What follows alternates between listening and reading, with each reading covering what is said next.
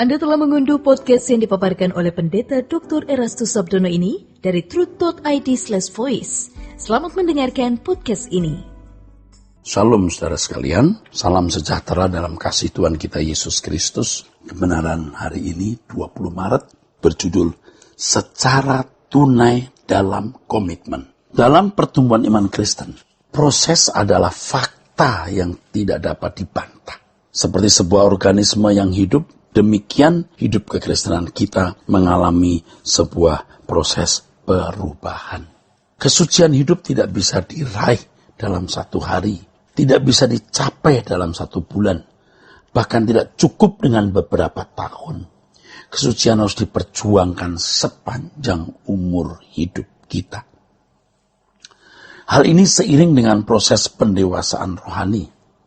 Proses pendewasaan rohani pada hakikatnya sama dengan proses pertumbuhan kesucian, sama dengan proses mengenakan kehidupan Yesus. Hal ini juga disebut proses transformasi, agar orang percaya tidak menjadi serupa dengan dunia ini, tetapi menjadi serupa dengan Yesus. Roma 12 ayat yang kedua. Berubahlah oleh pembaruan budimu, ya kan? Jangan serupa dengan dunia ini. Ini sebuah perjuangan, saudara, ya. Sebuah perjuangan. Tidak ada orang Kristen yang tidak mengalami transformasi. Setiap orang Kristen harus mengalami transformasi. Dan itu bertahap. Dan itu menuntut perjuangan dari individu-individu. Transformasi atau proses mengalami pertumbuhan rohani atau kedewasaan tidak boleh dikenakan untuk komitmen meninggalkan dunia. Kalau transformasi itu bertahap, komitmen meninggalkan dunia itu tidak bertahap. Itu satu langkah, ya. Satu langkah. Komitmen meninggalkan dunia bukanlah proses, melainkan sebuah keputusan dalam satu momentum. Hal ini berarti sebuah ikatan perjanjian. Ikatan perjanjian tidak dilakukan secara bertahap, melainkan satu kali momentum. Selanjutnya, orang percaya harus berusaha untuk memenuhi komitmen tersebut.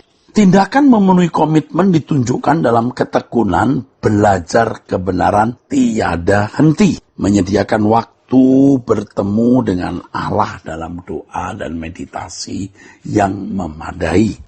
Memperhatikan setiap peristiwa di mana di dalamnya Allah berbicara dan Allah, ya, mau menasihati kita. Selanjutnya kita juga harus memberi ruangan untuk bersekutu dengan saudara-saudara kita seiman supaya kita bisa sharing, berbagi, ya. Ya, orang-orang saudara seiman yang memiliki kerinduan yang sama, ya saudaraku. Meninggalkan dunia bukanlah proses, melainkan sebuah komitmen yang harus diambil dengan kesadaran penuh dan tekad yang kuat. Dan dilakukan secara tunai dalam komitmen itu.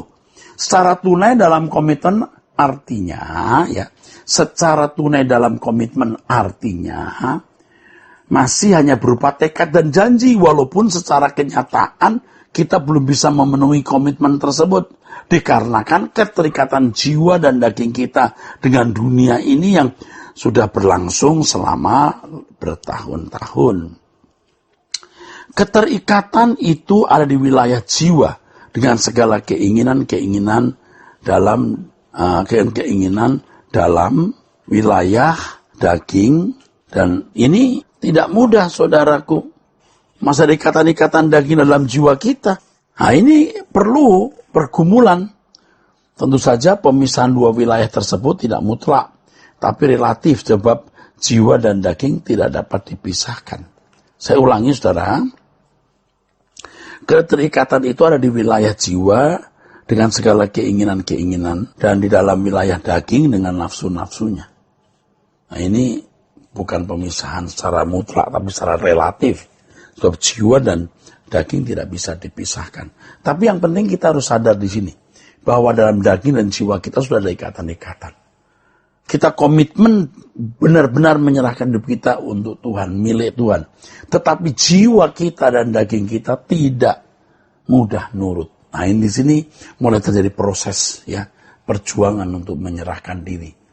Kita harus memiliki komitmen yang bulat untuk meninggalkan keindahan dunia dengan segala hiburannya. Komitmen ini dapat digambarkan seperti sebuah benda yang dilempar di sebuah pusat pusaran air yang akan memutar dengan cepat benda itu. Demikian pula orang-orang percaya harus berani untuk masuk pusaran kebenaran kehidupan, ya, yang sama dengan masuk dalam pusat pusaran kehidupan Yesus. Orang percaya yang melakukan komitmen meninggalkan dunia atau berarti masuk dalam pusat pusaran kebenaran akan mengalami kelelahan ya, yang hebat karena merasakan betapa sukarnya ikut Yesus. Jadi begitu masuk pusat pusaran, kita akan berat mengikuti cara dan gaya hidup Yesus. Tetapi dari hal inilah kita menyesuaikan diri. Nah, di sini bukan Tuhan yang menyesuaikan diri kepada kita. Kita yang menyesuaikan diri kepada Tuhan. Dulu saya berpikir bahwa melalui proses pendewasaan rohani, saya baru bisa meninggalkan dunia dan kemudian bisa mengikuti irama Yesus. Selama dalam proses yang saya alami, di mana saya berharap dapat meninggalkan dunia, ternyata tidak kunjung bisa. Hal tersebut disebabkan saya tidak memiliki komitmen yang bulat untuk meninggalkan dunia ini. Komitmen yang utuh untuk meninggalkan dunia bukanlah hasil proses pendewasaan, melainkan mengawali proses pendewasaan. Bukan hasil proses pendewasaan, saudaraku. Komitmen utuh untuk meninggalkan dunia, ya ini bukan hasil proses pendewasaan, tetapi satu tekad. Tekad, itu tekad, saudaraku. Harus bisa membedakan antara tekad, ya. Tekad dulu. Jangan nunggu, nanti aku bisa meninggalkan dunia lah. Sekarang belum, masuk duniawi. Oh, enggak boleh. Kita harus berkata, aku meninggalkan dunia. Aku bertekad meninggalkan dunia. Segenap hidupku adalah milik Tuhan. Nah, baru kita bisa dididik oleh Tuhan Yesus. Maka Tuhan mengatakan apa? Kalau kamu tidak melepaskan dirimu dari segala milikmu, kamu tak dapat jadi muridku. Serahkan dulu, jual segala milikmu, bagikan kepada orang miskin, datang kemari, ikutlah aku. Oh, kalau dia melakukan, bukan berarti lalu hatinya sudah bisa benar, belum. Hatinya belum bisa lurus. Tapi setelah meninggalkan segala sesuatu, menjual segala miliknya, membagikan kepada orang miskin, baru bisa datang kepada Yesus. Yesus baru bisa dididik dia, baru bisa bimbing dia. Ketika Yesus memanggil murid-murid, ya, mereka dalam keadaan belum memahami maksud keselamatan yang Yesus kerjakan. Mereka ikut Yesus hanya karena mereka mau mengubah nasib, mereka mau menjadi hulu balang dan pejabat tinggi. Kalau Yesus menjadi raja seperti Herodes atau seperti Kaisar di Roma, motifnya masih salah. Bahkan ketika Yesus bangkit dari kubur, mereka masih menuntut itu, mau jadi pejabat istana dan mengharapkan Yesus jadi raja dunia. Tapi setelah Roh Kudus turun, saudara, tercelek oleh mereka. Walaupun pada mulanya motivasi mereka salah, tapi mereka sudah meninggalkan jalan, meninggalkan rumah. Nah, ini komitmen ini. Baru setelah itu Yesus bimbing mereka, ya kan? Baru Yesus tuntun mereka. Baru Yesus bawa mereka kepada kebenaran. Jadi komitmen dulu.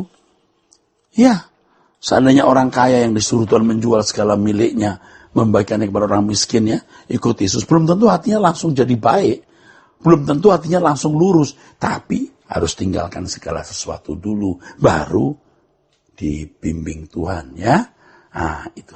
Kiranya kebenaran ini memberkati kita sekalian. Sola Gracia.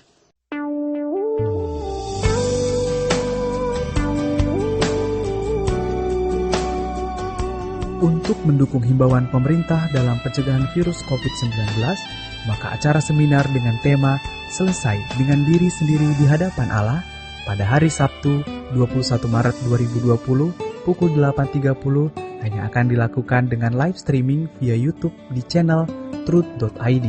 Untuk informasi lebih lanjut, Anda bisa lihat melalui Instagram @erastus_sabdono dan @rehobot.ministry.